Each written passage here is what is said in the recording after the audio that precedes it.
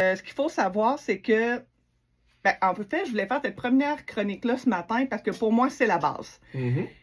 Déterminer ses besoins aussi, c'est super important quand on veut magasiner une propriété. Ça va faire partie d'une autre chronique. Mais ce matin, je veux vous faire réaliser à quel point ce petit bout de papier-là, OK?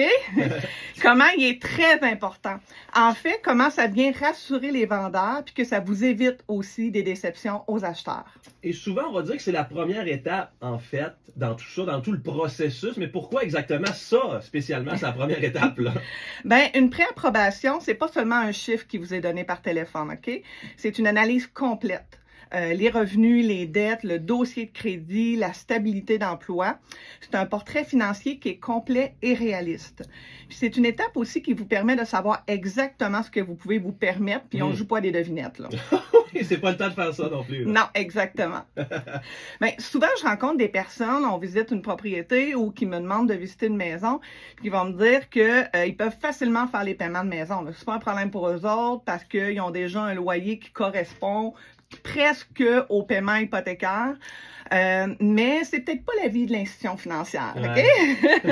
Parce que oui, il y a le paiement, mais il y a aussi tous les frais qui sont reliés à une propriété, là. On parle du déneigement, les taxes municipales, les taxes scolaires, on a les réparations, l'entretien de la maison. Bref, il y a aussi votre ratio d'endettement. D'accord? Vous pouvez avoir aussi une préapprobation hypothécaire qui vous a été donnée il y a 6 mois. Mais si vous êtes tombé en amour avec le nouveau CRB 2026, ça se peut-tu qu'on n'ait plus les mêmes paiements? Puis il y a des chances aussi que la préapprobation ne soit plus valide. Mais là, je ne veux pas sortir de mon champ d'expertise. Ce que je vais conseiller aux auditeurs, s'ils ont l'intention d'acheter une propriété, c'est de consulter soit leur conseiller financier, pas leur conseiller financier, pardon, leur conseiller en prêt hypothécaire ou un courtier hypothécaire. Et cette personne-là va vraiment pouvoir bien les conseiller et les diriger. Et là, ça, là, la préapprobation, ça nous permet en quelque sorte de gagner du temps, là. Oui, parce qu'on évite des visites inutiles sur des propriétés qui sont en dehors de notre budget, puis on se concentre sur des maisons aussi qui sont réalistes. Ouais. Et pour ça, pour un courtier, c'est précieux parce que ça nous permet de bien cibler les propriétés à visiter. Si, exemple, Jason, là, tu visites une maison, là, puis là, tu as un véritable coup de cœur, tu fais une offre dessus, tu envoies ton offre, mais ça passe pas au financement. Non. Et là, tu te rends compte que tu dois baisser tes critères. C'est très décevant pour un acheteur. Fait qu'on veut éviter ça, donc la préapprobation va venir éviter cette déception-là. Et là, si on parle du marché, donc on renverse, moi je suis l'acheteur, mais là, il y a le vendeur. De son côté, lui, il veut que ce soit solide, cette histoire-là. Il veut que ça parte comme il faut. Hein? Exactement. Une préapprobation hypothécaire, là, ça démontre que votre démarche est sérieuse.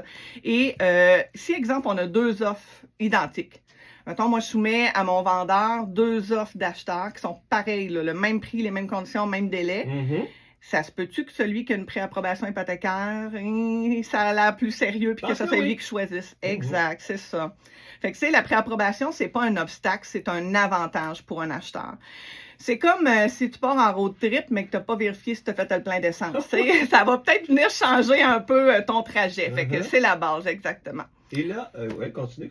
Non, mais ce que j'allais dire, c'est que aussi, on peut avoir une capacité financière plus élevée qu'on pensait.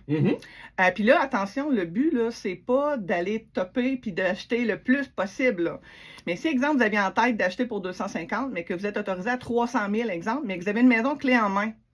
Si le couple n'est pas très manuel, ça se peut que l'option du 300 000 clé en main soit pas mal plus avantageux que l'autre option. Je lève la main, moi, dans ce volet-là, de pas trop manuel. J'irai plus haut en ce cas-ci. Caroline, avant de te laisser aller, j'aimerais ça que tu donnes aux gens les façons de faire pour te rejoindre, donc tes coordonnées, en fait, là. Oui, c'est facile de me rejoindre. Je suis sur toutes les plateformes, sur les réseaux sociaux. Mais sinon, vous pouvez me rejoindre par téléphone au 581-802-5335. On a notre site Internet et évidemment, on est sur Facebook. Et tu disais que la prochaine chronique, ce serait quoi? Là? On va parler des besoins à déterminer quand on magasine une maison. Oh! C'est bon, ça. Super intéressant. Donc, une première de réaliser. Yes! Ça vient d'être? Oui, super, je suis bien contente. La glace est brisée. Exact. Donc, on se dit à la prochaine. Je te souhaite une belle journée, Caroline. Merci à toi aussi. Salut, bye bye. Donc,